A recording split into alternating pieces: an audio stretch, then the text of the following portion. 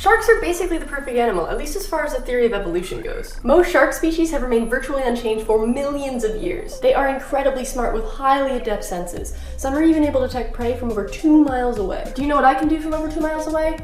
Nothing. And that's not all. These species are freaking fascinating. A bull shark can live in both freshwater and saltwater through osmoregulation. By holding onto salt when they're in freshwater, they can maintain a constant concentration of water in its body in a broad range of salinities. They've been found hundreds of miles upstream in freshwater rivers. Some have even been found 2,400 miles deep inside the Amazon River system. Or we've got the tiger shark, which will eat anything. And I mean anything. One shark even had the head of a crocodile, the hind leg of a sheep, 3 seagulls, 2 unopened pound cans of green peas, and a cigarette tin. And now it's time for some scary numbers. There are over 400 species of sharks, but over 32% of open ocean sharks are threatened with extinction. Every second, 3 sharks are killed. That's about 200,000 every day. Population declines of about 70% over the last 20 to 30 years have become the norm. And most of the time, 98% of the sharks, everything but the fin, is wasted. That's because a lot of the time, sharks are killed just to make shark fin soup, a delicacy in some cultures. The rest are killed as bycatch, simply caught up in a fisherman's nets.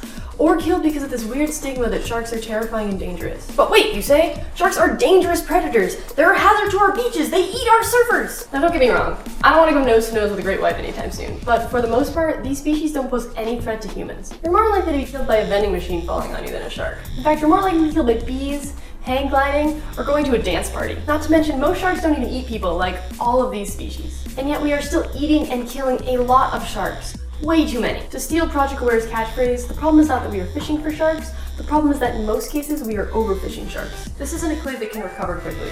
Sharks are slow to mature, and when they do, they don't have many offspring. Even lower, the number of baby sharks that reach adulthood. And removing so many sharks from the environment can have devastating consequences. Sharks are apex predators. In most cases, they sit firmly at the top of the food chain.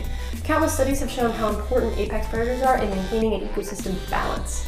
They can even help maintain other species' health by culling the weak and the sick from breeding populations. You know what sounds absolutely terrifying? An ecological cascade. Without sharks to maintain lower tier predators like rays, their populations will explode. While healthy ray populations are important, too many means too much bottom feeding that can threaten seagrass beds and the shellfish that inhabit them. Those seagrass beds also serve as nurseries for many other species. We're already having a really hard time keeping our reef ecosystem from disappearing, and losing sharks will only make that worse. These guys have been around for 400 million years. 200 million before the dinosaurs even showed up. Sharks are an essential feature in our oceans, and no soup, scary propaganda, questionable fishing techniques, or lack of education should wipe them out. So here's what you can do. Lots of organizations have participation and volunteer opportunities. Check out projectaware.org or oceana.org for ways that you can get involved. Take a moment to learn about sharks. Appreciate their ancient majesty. And if that's not your style, take a second to understand how important they are to our planet. And please, don't eat shark fin soup. Just don't. There are so many better things. Hi, thanks so much for watching. If you're interested in learning a little bit more about sharks, I've included links to an awesome series of videos that all the big science tubers did about a year ago.